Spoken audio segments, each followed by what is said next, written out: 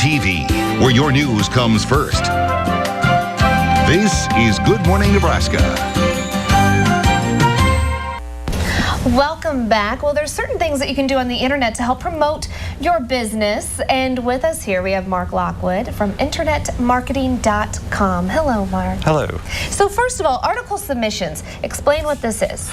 Article submissions is writing about a topic that's related to your business and submitting it to online ezigns, which are very similar to the magazines you would buy in the store. Okay. The difference is they're online. They're online. And how do they help you as a business? They help you in ranking with search engines, right? Yes, they do. The nice thing about submitting to the ezigns is that at the end of the ezign you're allowed to put links to your website and obviously your name and your company. Mm-hmm. And the search engines pick these up and give you a better score.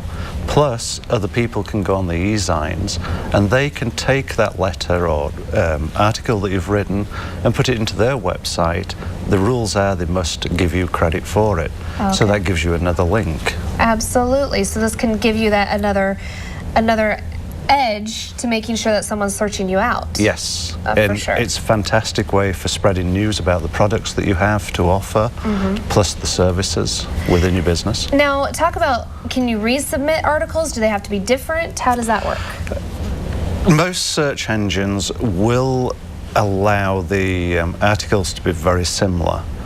Unfortunately, if you copied word for word and submitted it to all the ezigns online, the people like Google will sort of penalise you for that.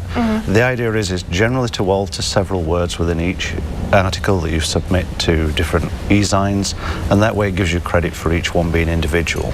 Okay. A lot better way of doing it. Okay. And what other guidelines are there? Is there anything that you need to know about maybe promoting yourself or your business? Self-promotion within ezigns is not allowed.